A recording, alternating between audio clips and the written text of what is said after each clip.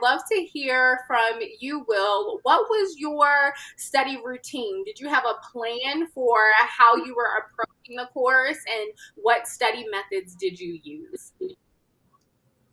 I think coming in, I just knew that I wanted to pass with distinction. So I kind of, like Keisha said, I just overstudied and I spent a lot of time just reading. I read before the class started. I read the entire book before the course started, and then read it over in class, and then took notes. I wrote extensive notes. I think I might have missed like maybe a paragraph from the whole book in my notes. So it was pretty intense. But that's how I kind of study.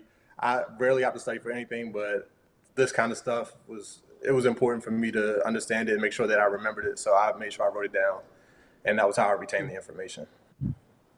So taking notes was really a useful study tool for USC. And also, you do get your material a little bit ahead of time. So I love that you kind of got a head start and read even before the class started. That's awesome. Matt, what about you? What were some of your study tools that you found really effective? Yeah, so similar to Will, kind of hit the ground running once I got my study materials.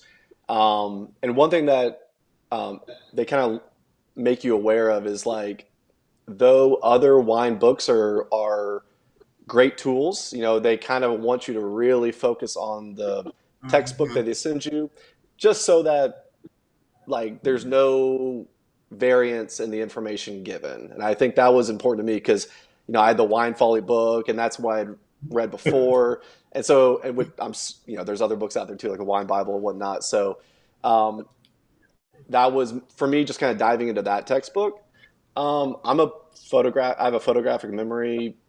So for me, like maps was a big thing, and then also like um, I don't know. I guess those that out there that have one can relate. It's just like reading and kind of remembering where it is on the page, like the information, and so you can kind of just like trying to, when you're this not to jump too far ahead, but when taking the test, it's okay. Where was that? And so it's more of um, anyways, not to get too far into the weeds, but then just writing stuff down, like reading it, writing it down, reading it, writing it down, really helped me.